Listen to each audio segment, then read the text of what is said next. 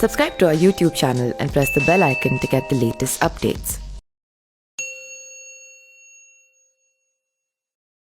पूर्व केंद्रीय मंत्री और बीजेपी के नेता ज्योतिरादित्य सिंधिया द्वारा कृषि मंत्री को लिखे गए पत्र को लेकर कांग्रेस ने चुटकी दी है।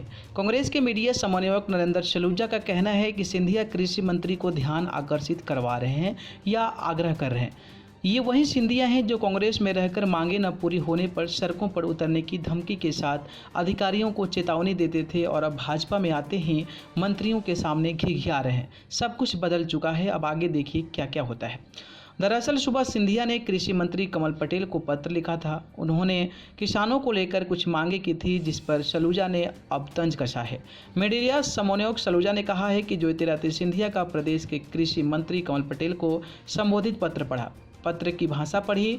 पत्र में वे किसानों की समस्याओं को लेकर कृषि मंत्री से आग्रह कर रहे हैं, उन्हें सुझाव दे रहे हैं, उनका ध्यान आकर्षित कर रहे हैं और आशा कर रहे हैं कि इसके पत्र पर वे सकारात्मक कदम उठाएंगे।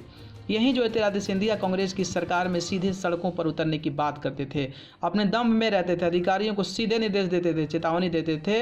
वह आज भाजपा सरकार आते हैं मंत्रियों के सामने घिघिया रहे हैं। एक माह में उनकी स्थिति देखकर बड़ा आश्चर्य हो रहा है। अब ना अतिथि विद्वान ध्यान आ रहे हैं, ना किसान ध्यान आ रहे हैं, ना कर्ज माफी याद आ रही है और ना ही उनकी समस्या ध्यान आ रही है, ना जन सेवा ध्यान आ रहा है, ना गरीबों की चिंता सता रही है और ना सड़कों पर उतरने की धमकी दी जा रही है।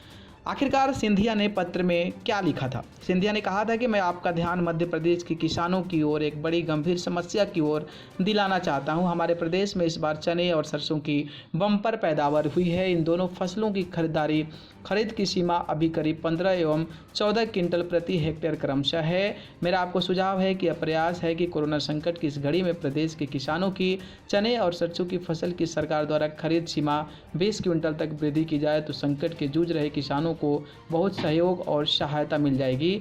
मुझे आशा है मध्य प्रदेश के अन्नदाता के हित में शीघ्र ही आपका विभाग इस विषय में सकारात्मक एवं सशक्त कदम उठाएगा। न्यूज़ रूम से न्यूज़ लाइव की report. Subscribe to our YouTube channel and press the bell icon to get the latest updates.